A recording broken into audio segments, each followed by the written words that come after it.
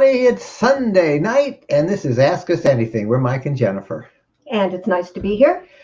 Whew, and we're here, barely. It's been one of these crazy days, wasn't it? We started at Tequaman Falls in the Upper Peninsula in Michigan. You Michigan people, it's like this, right?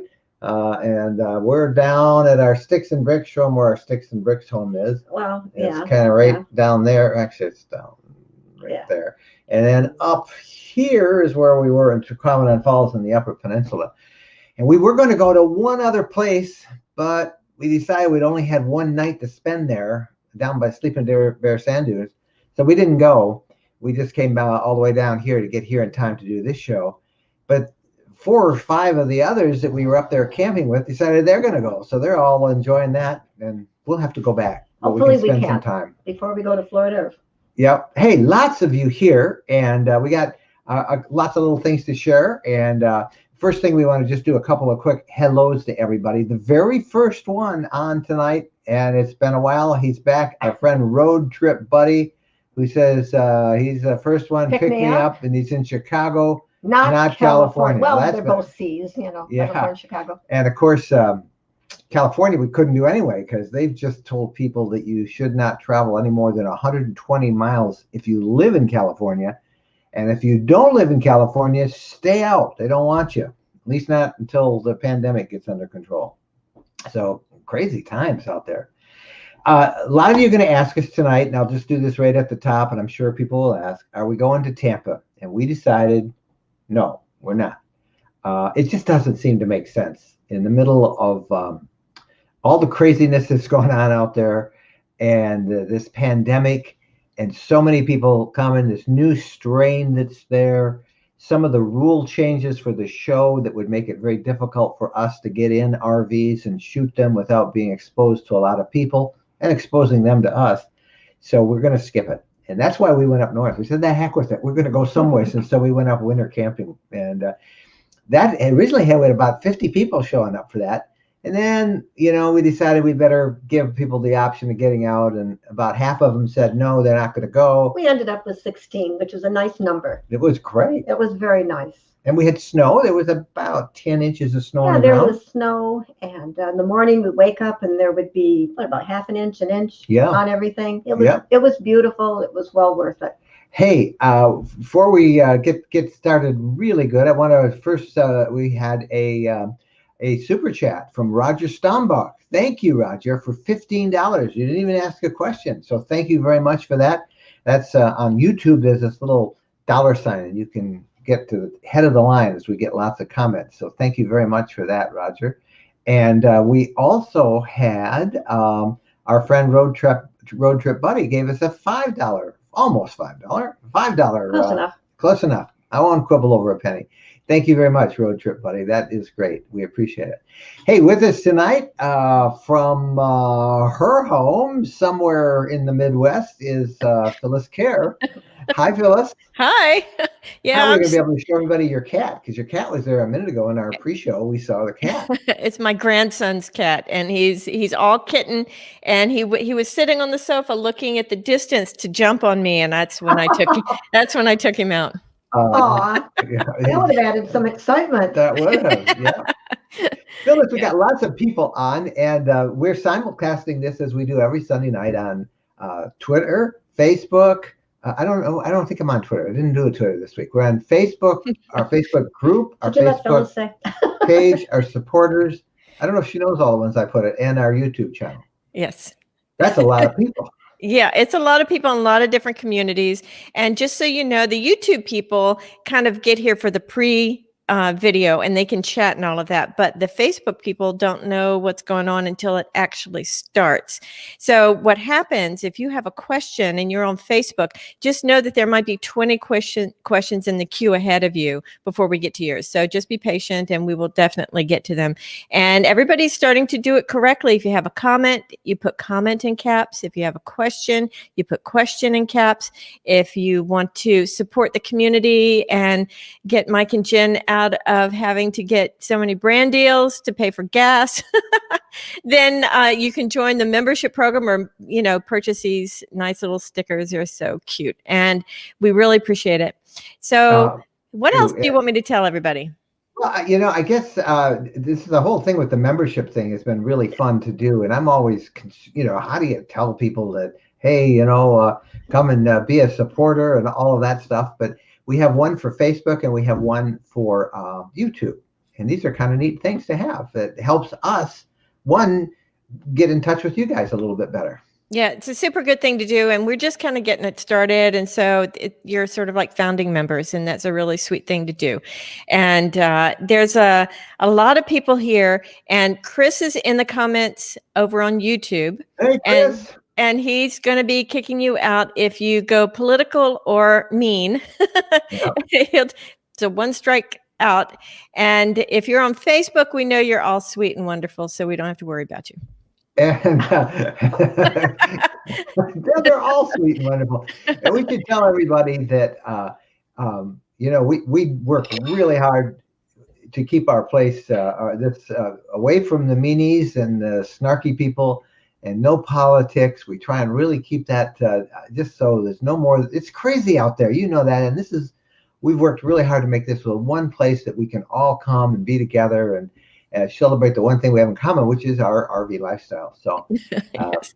We'll share a lot about our adventures and answer, I'm sure, a lot of your questions. I just want to say one thing, because we have these different platforms. Somebody told us at the camp out this weekend up north, they said, I ask you this question, it just sits there on the screen, there's nothing else. And it was a Facebook question. And I had to explain that just what you said, that we get hundreds of you guys commenting, and on the right-hand side of our screen, we're looking at the camera now, it's just scrolling past, and it's really hard for us to, to focus on the two of them. Phyllis helps us by showing questions. We can't answer all of the questions. It's just impossible. We do try and read every one of them, and the ones we pick here are the ones that look like they'll have the most interest to the whole group. And we love it when you guys say, hi, we're checking in from here and there. We do notice all those, and it makes us excited. But don't get mad at us if we miss your question. We'll do our best, right? All right, Phyllis, we'll let you go back to the moderating. Thank you so much for being there. We'll catch you at the end of the program and see how it all goes tonight. All righty. And to our friend Chris Cowley, who's over on YouTube monitoring that. Thank you, Chris. Wow. And we do have a little video we want to show in a few minutes that you guys asked last week. They asked us to do kind of a recap of this year, our travels of this year. Of last year, 2020. Last year, yeah. Yeah. It is 2021. So Chris has worked on that all week, and we've got a little teaser on that. And let's kind of show you that actually right now. And I think we'll probably release this next Saturday. But, it's kind of a recap of our past year, where we went, what we did. And when you put it together, even in the pandemic, we had a lot of.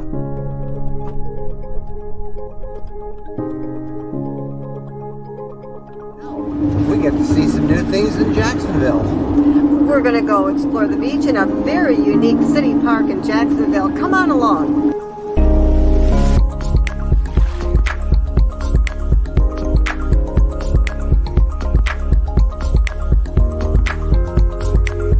You can see some people way over there. That's my nearest neighbors.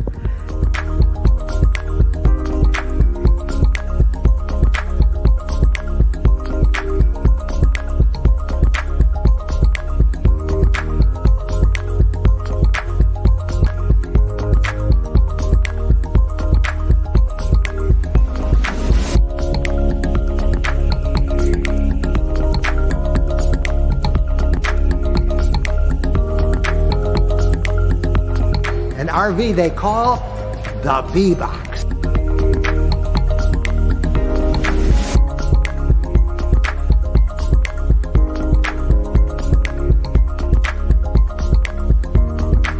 If you had to pick a place to hunker down, this is pretty good.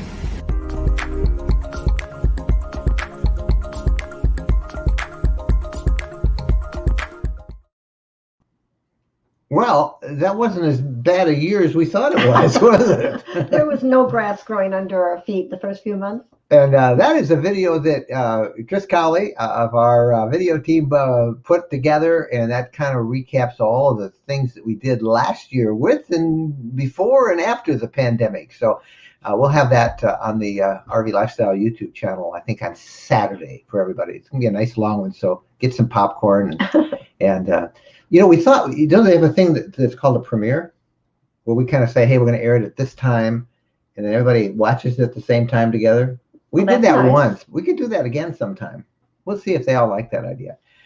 Okay, now let's go to your questions. This is Ask Us Anything. Linda Ward right up there. Hi, Linda in Robbinsville, New Jersey. I've been reading the manuals for our RV before we pick it up. Based on rumors I've heard, I should be an expert before we get it. LTV, UTV. The Leisure Travel Vans Unity twin bed model is what she's got coming. Yeah, well, that's a good idea. Just read those manuals. Mary Wood.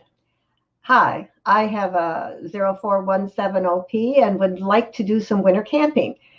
I have CO2 wired in and also bought a battery smoke CO2 combo. Where in the camper should I put it? By the battery operated detector? If it's a carbon monoxide detector, most of those are put low to the ground. If it's just a smoke detector, up high. We were aware of ours just this morning. I was making toast and it wasn't burnt or anything. It wasn't burnt or anything. Beep, beep, beep. Yeah. Terrifies Bo. Oh, it does. Yeah. So CO2, whether it's battery, it should be down low, and the smoke detector up high. So if you got two of them, put the CO2 alone down low, and then put the smoke and battery up high, and you'll have like double CO2 coverage. I'm not a big fan of having both smoke and CO2 together. I think you should have separates, but you do have separates, so you got basically two COs and CO2s and smoke. So it should be great, Mary. Fireweed spirit. There you go. Okay. We just want to see if we understand. If you have a 2,000 watt inverter, can you run an 1,800 watt appliance like an induction plate? Yeah, you can. You don't have a lot for other stuff, so don't be trying to run, the microwave and the induction at the same time, or a hair dryer. But you should be just fine. You should be fine, and you're not running that induction all the time. It's only on demand. So, yep, you can do it. You can do it. Andrew Hammer. Where do you service your Sprinter chassis in Michigan? At any Ford dealer. Just pick a Ford dealer near you and call them up and say, can you handle a Sprinter? A Sprinter. Okay, a Sprinter. Sprinter, not Ford. Okay, I'm sorry. I'm thinking of the one we have now, which is on the Ford Transit. Sprinter, I used Mercedes-Benz. Several of them. Yeah, several Mercedes-Benz. There's a couple in Michigan I used. And then there is a company that I used in Troy and in Grand Rapids called Hoekstra, Hoekstra, Hoekstra. And that's a good Dutch name from the Grand Rapids area. And they also service Sprinters in the Troy, Michigan area. So those are two. And then I even found a garage that would do oil changes for me and had no problem. So you won't have any trouble. What about balancing the wheels? That's a tough one. It's tough on any of the RVs that have dual wheels because they don't like to do that. Many of the tire shops don't have a hoist that can support that 11 to 15,000, depending on how big your RV is, 11 to 15,000 pounds. They don't have a hoist that'll handle it, or the roof in their garage is too low, to get it all the way up on the hoist. So it gets to be kind of a challenge. So you have to look around a lot to find that for your tires. Even with the Mercedes dealers, not all of them can accommodate it. Many of them didn't. So many of them don't. Got a call. Yeah. Deuce Weber. Good evening. Have you been able to test your AWD yet? All-wheel drive. We did. We did this weekend. Yeah, we had, particularly yesterday, we went out to, let's see, what do? We do a lot of hiking on the Common Falls, but we have two places we go. One is to a little lake, a frozen lake that we can drive to. It's normally a primitive camping area a little bit north of the town of Paradise. And we went there, and it was plowed partially in, but the rest of it wasn't. And we just drove all through wherever we wanted to go, and we had no problem. Stretches legs. And we did too. We followed along behind him, and but we had no problems with the snow and the all-wheel drive. It worked great, and the roads were.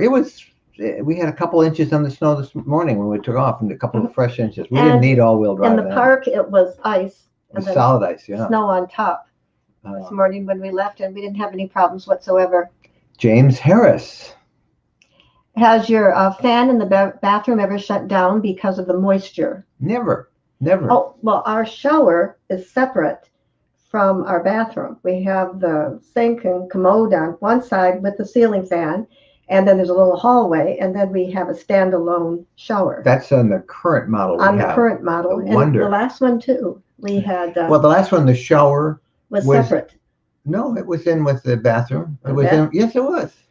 Was the it? Unity, yeah. Okay, I'm forgetting already. And there was a fan, and it never shut down because of moisture. No, it didn't. I think that the rain detector on the fan is up above where rain comes in, not at the bottom where you might get some condensation. But at any rate, neither in the Unity that we had, which had the shower in the bath with the fan, and our new one does not have the fan. It just has a skylight, so we have. So I wonder if it will shut down if it's raining, and if you haven't adjusted it so that it'll stay open if it rains. And that's one reason, if you have one of those fans and you camp underneath some trees, moisture from the trees long after the rain is got will shut your fan down. If you have the moisture detector, the rain detector, which is pretty standard on most of the fantastic fans on RVs. You know, you open it up, and if it starts to rain while you're sleeping, it will sense that rain coming down from the top, and then it will shut the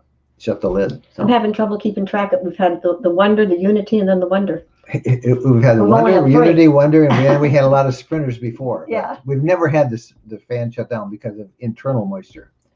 Jill Burby. Hi, Jill. Do you know if there will be any Class Bs at the show? And do you know if people are allowed to walk inside the RVs at the show? Yes, there will be. I think most of the Class Bs will be there. I know Road Trek is going to be there. Our friends Nick at Sunshine State RVs is going to be showing some of the brand new, first time publicly shown, some of the new Road Treks that have just been built under their new management, their new company owners. I know Coach House will be there with Class Bs. I know, I think Pleasureway, I think, will have one of their dealers there with some of them. And Thor has several new Class Bs. Coach House, or Coachman has, the Coachman Beyond, the Coachman Galleria, and I think they have a new model too that they're introducing. So there'll be a lot of Class Bs. And yeah, you can go in, but they have some rules when you go in. Yeah, you're making me want to go to the show and see everything when you start naming everything off. You have to wear a mask inside the RVs whenever you go in. And I don't think they'll be strict, do you, when you're walking? Outside, you don't need a mask, but inside the RV and inside the seminar rooms. Buildings. And there's a big room where they have all the luxury Class A's. And some of the Airstreams were in there last year and the year before. And if you're inside a building, you've got to wear a mask. And they say they're going to, clean it and stuff. Our problem and why we think we're not going to go is because it takes us about 10 to 15 minutes inside the RV to shoot everything, to walk around, tour, and show you everything when we do a video.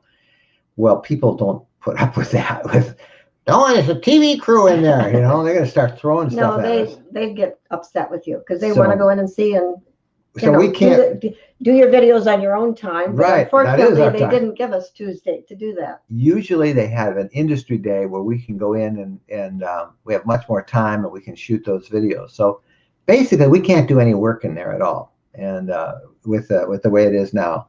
And, and with COVID and the possibility of this becoming, a super spreader thing, it's just not worth the hassle. And I think we're just going to play it safe and not go, although, as Jennifer has said, it really makes me want to go when I realize everybody who's going to be there. Yeah.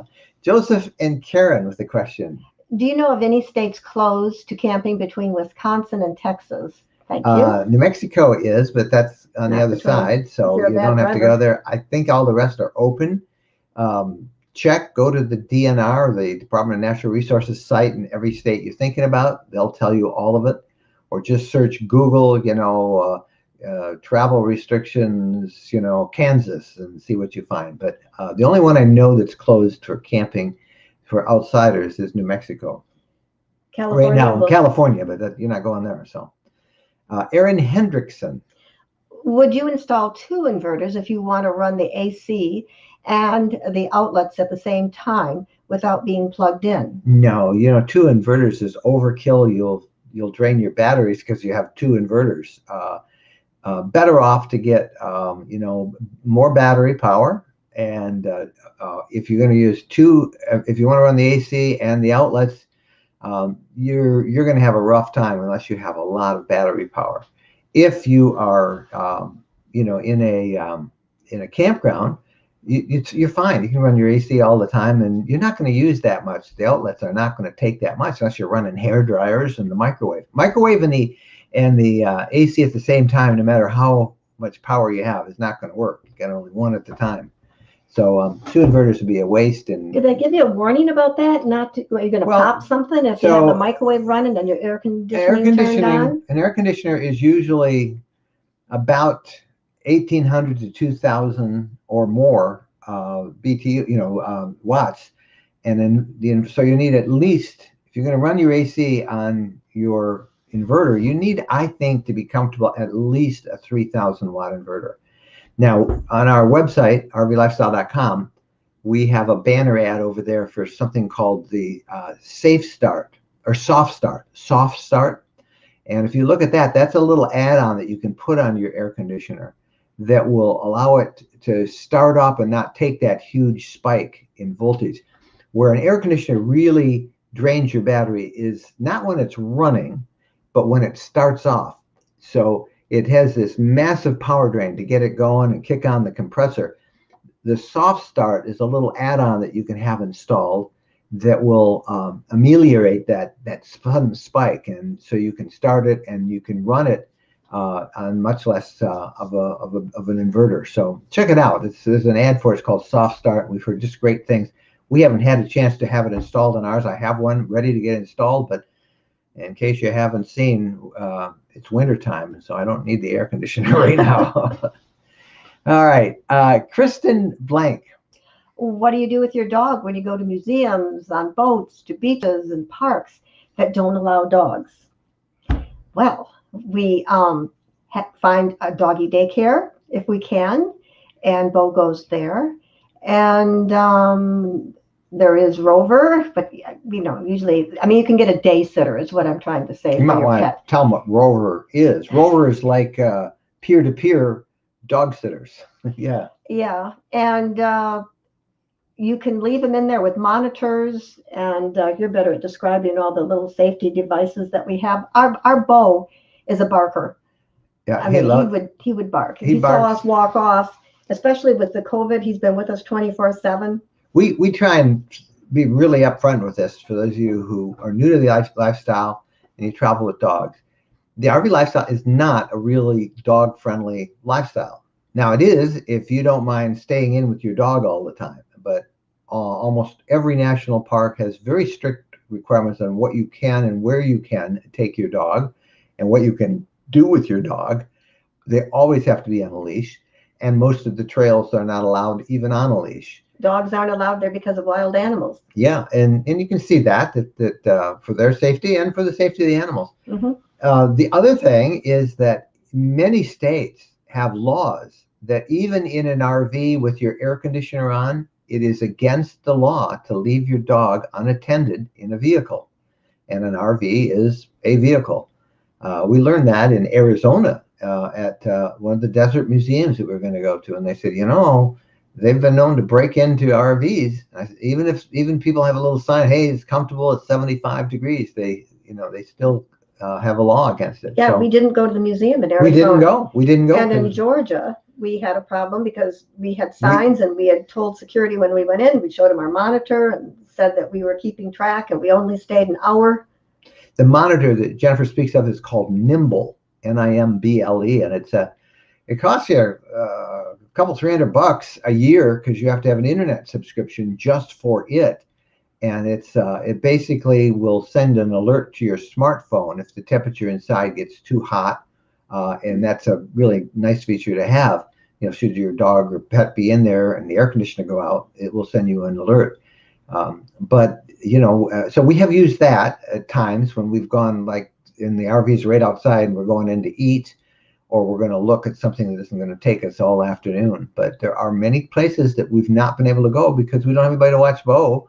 And you mentioned doggy daycare. There are places like that. And we have had wonderful luck with places. And then somebody has done something to Bo because he's now afraid of long hair, and long-haired women. He's afraid of. He's a smart boy, don't you know? Yeah, he's developed some phobias because he was always a very well-adjusted, happy guy. And he's, somebody did something to him somewhere. So we have used this network called Rover across the country, and as there are people who open up their houses for dogs, we've had wonderful success. In New Orleans, we had a sitter that came and picked up Bo, and one of the other RVers that we were camping with, they picked up Laura's dog, and she took the dog to her house. They played outside in a fenced-in yard. She brought him back at the end of the day after we had come back from touring the city. That was a great experience. We've also used Rover to have Bo stay for 2 or 3 nights in people's homes. And all but a couple of those have been really good experiences. A couple, not so good. And so because of the not so good ones we've had, we're a little more reluctant to leave them carte blanche with Rover without really doing a lot more checking. And we always meet the people, but you don't know what it's really going to be like even when you meet them. So. Now, one Rover home, he didn't want to come home with us. He loved it so much. They fed him steak for crying out loud. Yeah, he did really. He did not want to come home. He looked at us like, just go have fun. Yeah. Alfred Figueroa. In your wonder, did you keep the standard propane generator or did you get the gasoline one? If you chose the gasoline, does it take much from the gas tank? No, I kept the propane. I have no problem with propane. We use the generator. The most use I get out of the generator is exercising it. And really with propane, you don't have to exercise it like you do with a gasoline or a diesel one either. But no, I use propane, and did we even use I did turn it on someplace. Where did I turn it on this trip? I was running the microwave. Yeah, and I didn't really have to. You didn't have to, but you did. Yeah, I forget. Oh, because did we have a heater on? I don't remember, but I did run it a little bit for like 3 minutes to warm up a cup of tea or something for you. But it uses very little propane, and we don't really use it. We find we really don't need the generator much. I'm glad we have it, though. Yes. Terry Lamb. Do you ever run into an issue where the rules say you can't run your generator at a certain time, and it's just unbearably hot? Not where we go. We boondock, and but even when we're boondocking, it's so noisy. Generators we don't go where it's unbearably hot. Yeah, we try to not go. Yeah, we try to, follow the 72-degree rule, which is, do the southern coast, southern route in the early spring and the fall, and then then go up into the mountains and come around the northern edge. So we try not to be having to camp when it's unbearably hot. And I can't sleep when the air conditioner's on. They're just too darn noisy. So we don't run them very much. Now, I know you people in Texas and Florida, you have a real issue, and I sympathize with you. But frankly, I don't think I would camp if I had to run an air conditioner and be in there with it that noisy. I don't mind running it to cool off. People won't let you run your generator. I mean, there are rules. You can't run your generator like after 9 o'clock or 10 o'clock. You can't run it. And that's, at a primitive campsite. If you're in a campground, you can run it as long as you want because you're plugged into electricity. But, we're not big fans of that either. Generators are not welcomed. Yep. So there you go. Have you ever rented a leisure travel van? Or known anyone who has? No. Know a good place to rent. Never heard of anybody renting. But there are all those people that do rent their vehicles. Yeah, that's where you would maybe find one through something like RV Share or Outdoorsy. or RV and Go, RV rental companies, you might be able to find one there, somebody who rents a vehicle.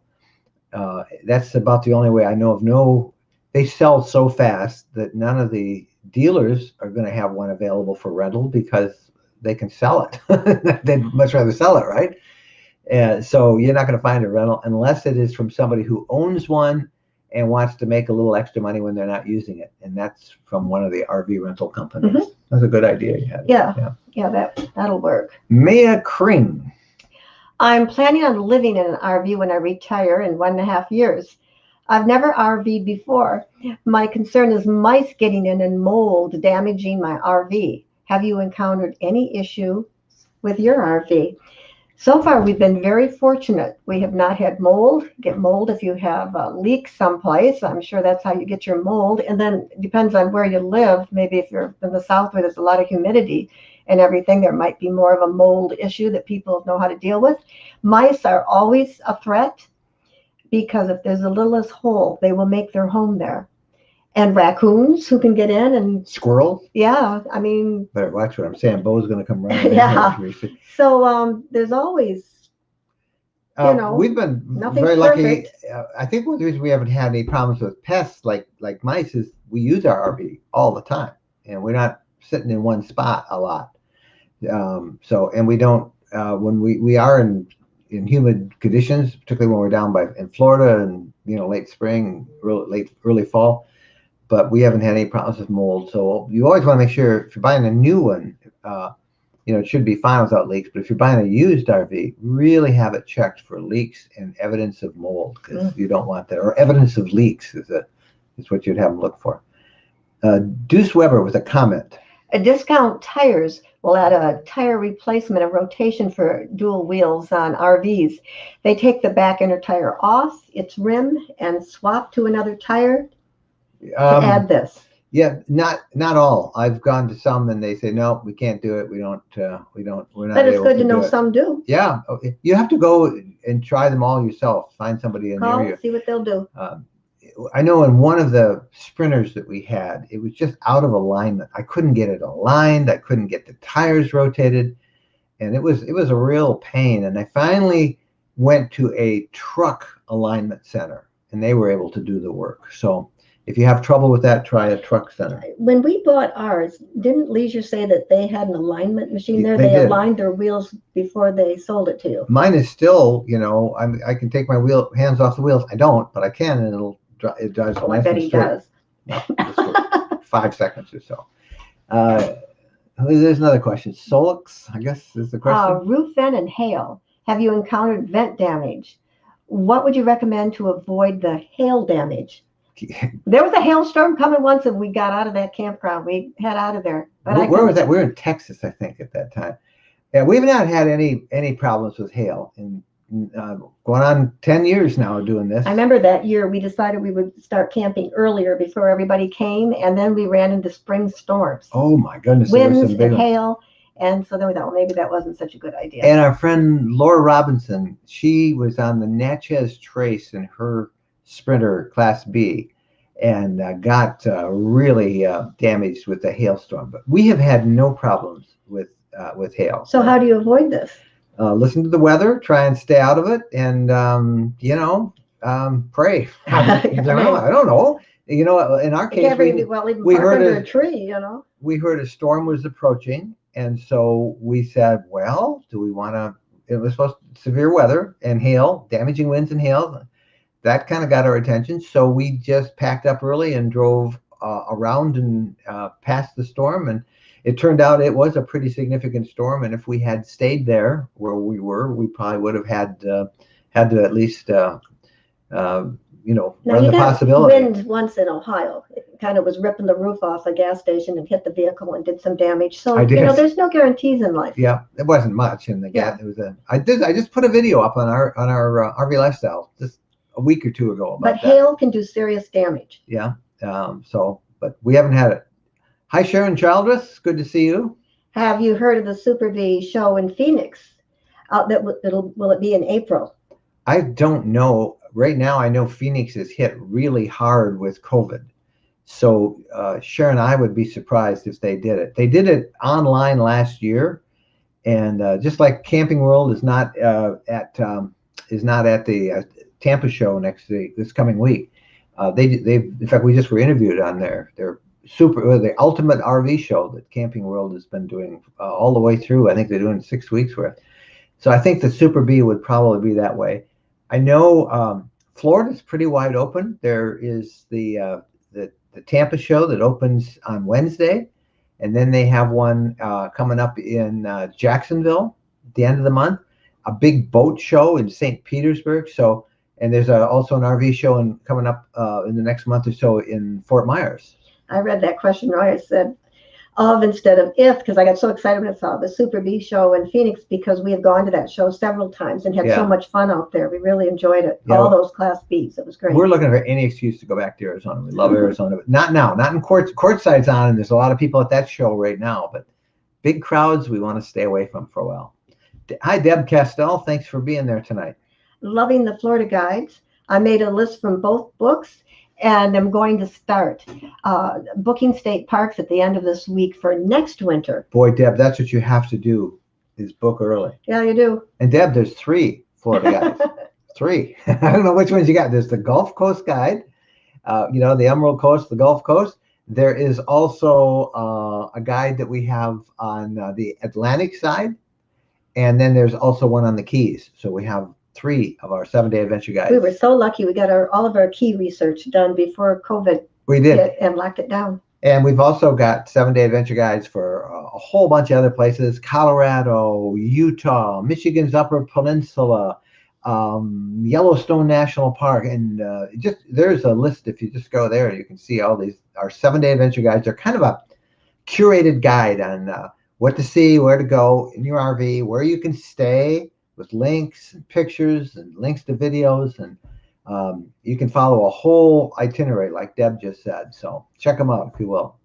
And the ultimatervshow.com, that's the one I just was mentioning that Camping World is doing, where they are in different regions of the country, and they're doing their whole show online. It's a pretty ambitious thing. They interviewed us the other day, and we weren't quite sure, so we watched it in our winter campout on Friday night. We were on for an hour talking with them, answering questions. So it's fun. So anyway, thank you guys all for being here tonight, by the way. We meant to tell you that there's hundreds of you watching. And by the time we do the count at the end of the week between YouTube and Facebook, we end up with 7,000 to 8,000 people watching this live shot. And then, of course, you can watch it on demand, too, at any time. Once this is done live, it will, kind of processes and it starts to string. We love getting your questions. And here's one from Stephen Burton. Okay, we're planning a 3-month trip to Alaska starting in June if the border opens up.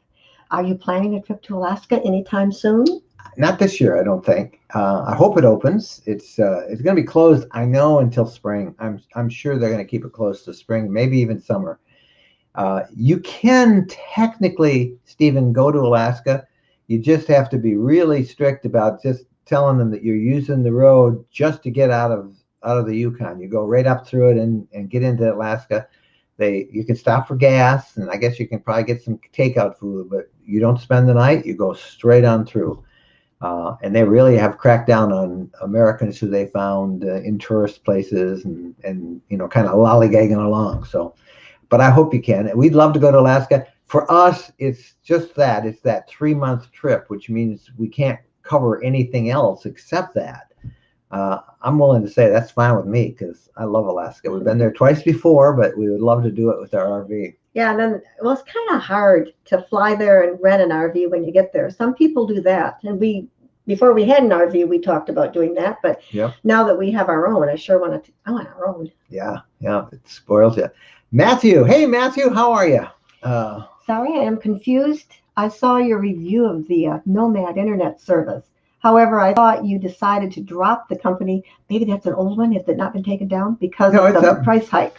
That's been like 6 months. The Nomad internet service is kind of an interesting one. It's I don't remember the numbers now, but I think it was $129. I'm pretty sure this is right. When they wanted to become a sponsor, and we really liked the unit. In fact, I'll come back to that in a minute. We really liked the unit. We thought it was great. And they use a router called the Nighthawk, which is awesome. Costs $349 if you buy it.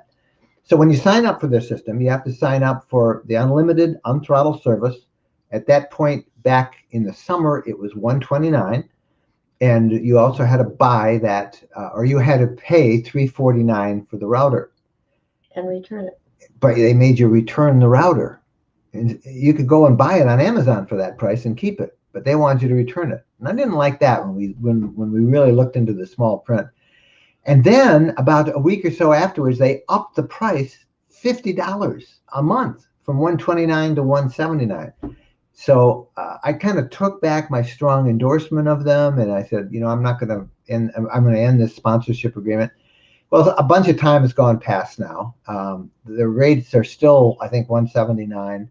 It is a good service. They're a reseller, and my one caution on anybody who would deal with the reseller is the reseller is at the mercy of the carriers whose services they resell, whether it's Verizon or, in the case of Nomad, AT&T. AT&T does not have a good track record of keeping a rate at the same.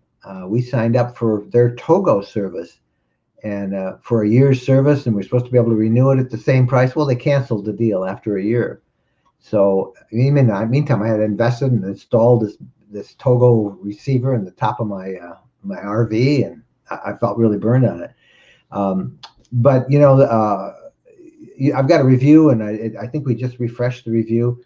I wish I had their service. I think it truly unlimited and unthrottled is a good deal, and it's just expensive. And if you're a full timer and that's the only internet you have, you're probably great. But remember that caveat about dealing with a reseller, because you don't know what the service they resell is going to do. That service could say, nope, we're going to charge you more, and they have no choice but to pass that along. DC with a question. Okay, we pick up our LTV FX next week. This is our first RV. What 3 things should we remember to pack in our LTV? Toilet paper. I was going to say sleeping bags. Oh, I knew you were going to do that. You want to tell everybody now? Okay, well, we went camping. In the winter time. This weekend. Yeah, and we got quite a ways down the road, and I realized I forgot to bring the sleeping bags. I brought the sheets for the sleeping bags, but I didn't take the time to put the sheets in the sleeping bags because I thought the sleeping bags were in the rig, because I have towels on top of our bed so that when Bo jumps up there, he's not on our sleeping bag. So the temperature Thursday night when we were there got down to 10 degrees above zero, and we didn't have a sleeping bag.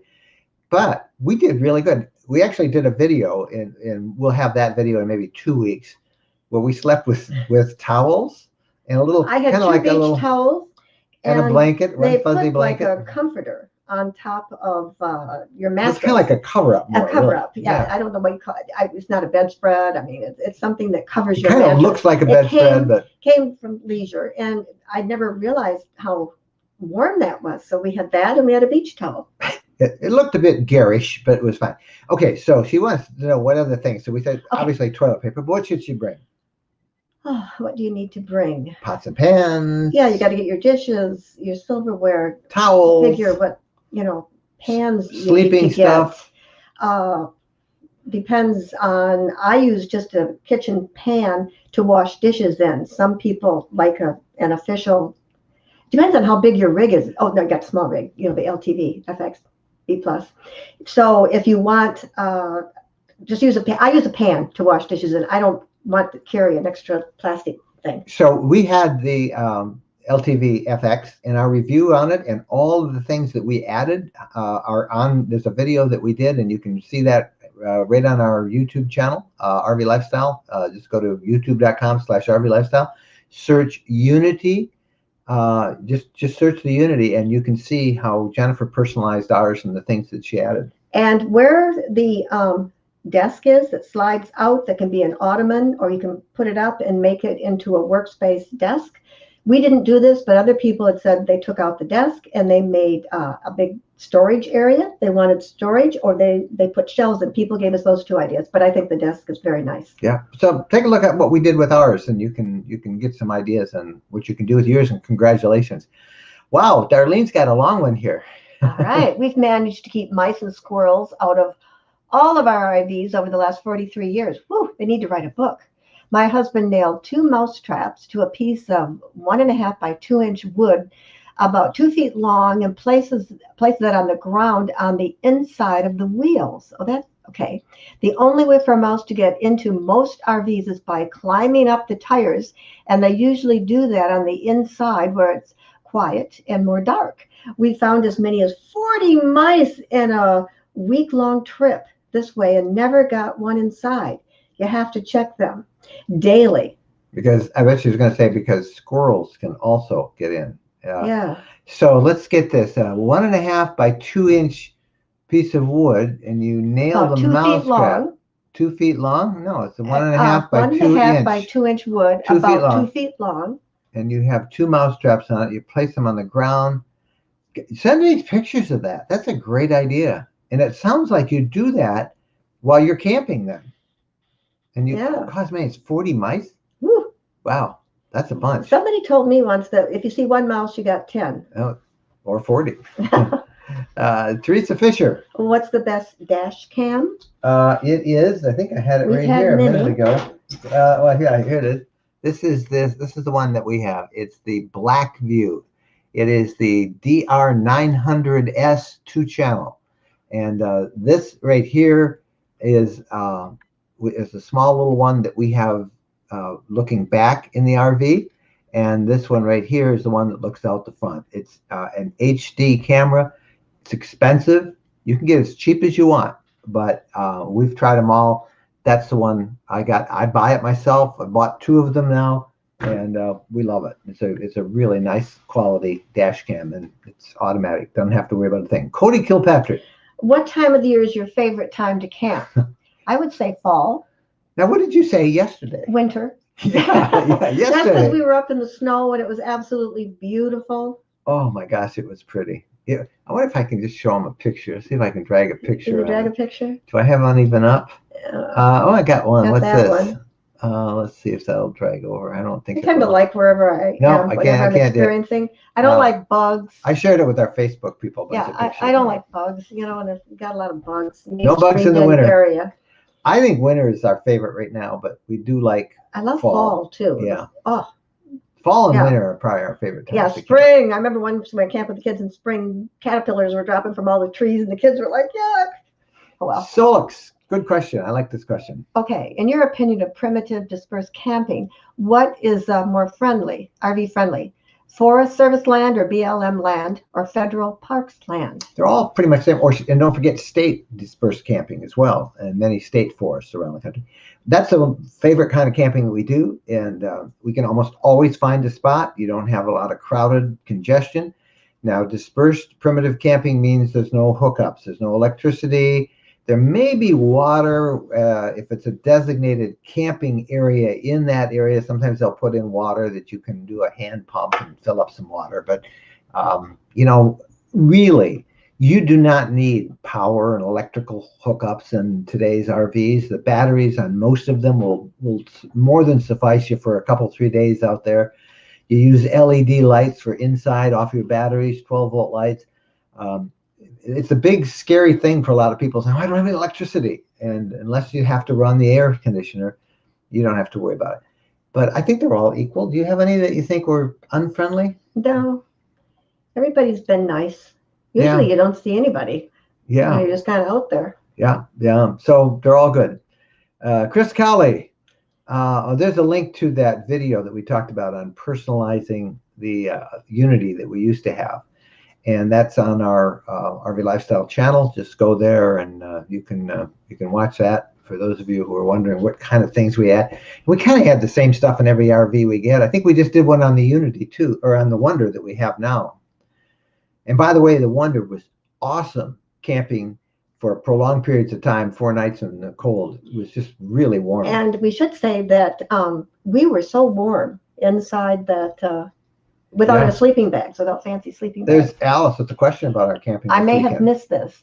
When you camped this past week in the cold, did you use your gray tank for dishes, sink water? I do recall that you used antifreeze for the toilet flush. Is this correct? Yes. The toilet flush is The correct. toilet flush, antifreeze. And we you, do not use the gray tank. You don't wash dishes.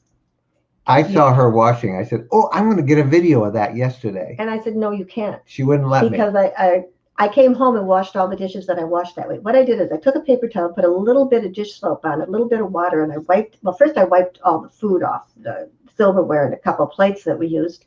And then I used that little bit of water and I kind of rinsed it a little bit. I mean, there was not water. It was just on the paper towel. I have heard 50% water and 50% white vinegar is what you wipe down your dishes, silverware You with. put it in a spray bottle. Yeah, and you missed it that way. And Mike wanted to shoot a video, and I said, I'm not sure that this is street legal, because when I get home, I mean, our germs, I'm going to, which I did, the dishes have all been washed. And we've only been home an hour. They're ready to be put back in the RV. They got the official hot water scrub. Good. This was just cold water, a little bit of soap, wet paper towels. I wiped them down. But, you know, I can't fill up that black tank with dishwater. Put a little bit in. Yeah, if you put dishwater in their gray tank, it'll freeze, and I mean, because you're using enough water by washing your face a little bit and brushing your teeth. You know, you just can't be dumping too much water in that black tank. Then chase it with antifreeze. Mhm. Always. Edward. Thanks for being here. Do you ever worry about security at night? Oh, we got the bow. Yeah. Yeah. Sometimes I wish we didn't have them. You know, we wouldn't have to worry. Maybe then we'd worry. But Bo barks. Any opportunity he gets. Yeah, he loves to bark and alert us to. There was a squirrel climbing a tree outside. Maybe he saw something. We have been very, very fortunate. We've had no incidents at all. Never have we felt unsafe. Maybe when we first started out. And the first time we boondocked, I was way back in the woods, and I think I heard a car. I remember that. I got kind of like, oh boy. Yeah, we left. But when we left, but I've had people tell me stories, of things. But I'm not going to repeat their stories because they're not my stories. That's right. And people, we've had no incidents, and we're pretty comfortable. We're very careful when we pick a spot. We always look around. We try and be as street smart as we can, but security has not been an issue. In the cities, I'm more concerned about it in the cities than I certainly am. That's where we got robbed, was in the city where we thought it was safe because we're from Detroit. Yeah. We thought we picked a good area. We did have somebody break into our RV while we were eating dinner in the city, so, but that was it. Yep. Okay. Cody Kilpatrick. Favorite type of camping? Boy, I loved a tent until it got too hard to get up off the ground. Then we got I call it our tent on wheels. We've our RV, our motorhome. What's your favorite type of camping? Well, for me, it's boondocking or dispersed camping. There are some really nice campgrounds now.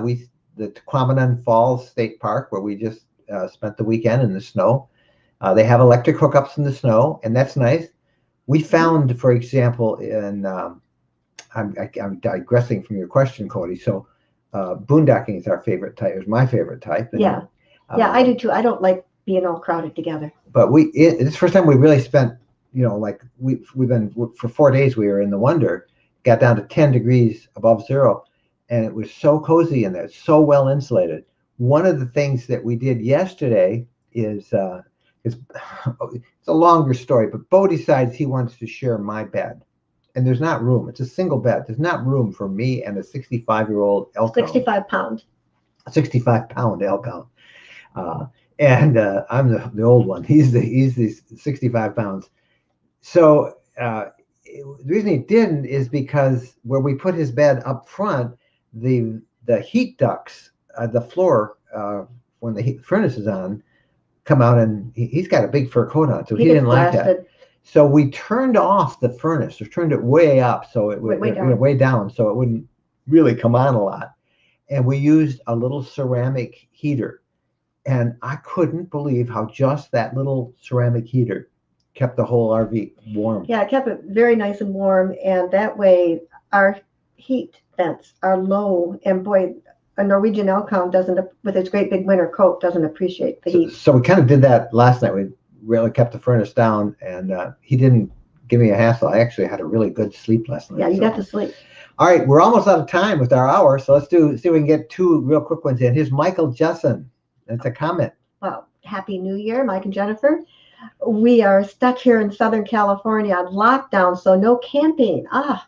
But I am currently sitting in my coach, running the generator, watching you live stream. That is what you do. You make the best out of it, You got to Michael. make the Good for best you. of whatever you got. I mean, like exercising his generator, and he's watching the live stream. Multitasking. I mean, because it just makes you happy to go inside your RV and sit there and take a lunch out there, take a dinner, or spend the night in it if you want. That is great. Thank you, Mike, for sharing that with us. That was awesome.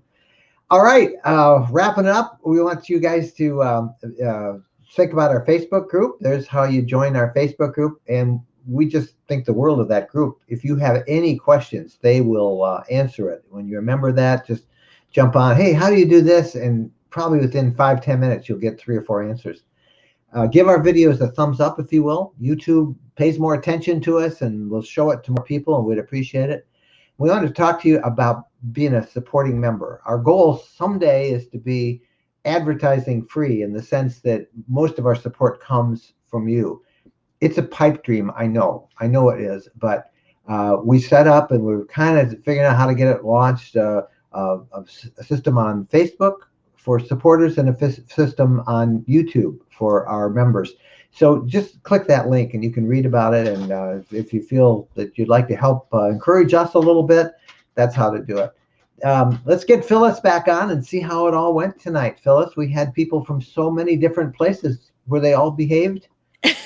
Pretty much. Our only really bad troll was over on Facebook, which was totally unexpected. So we'll have to deal with that. But everyone is really very nice, and lots of good questions. And I know everybody wants to go out and travel again. You can just feel it in the questions they're asking. Yeah, and we are so blessed in all these groups, and to keep out the crazy. I don't understand why people like to troll and be mean. It's some personality disorder they have, and I'm so glad for the way our community supports each other and encourages one another, and that's great.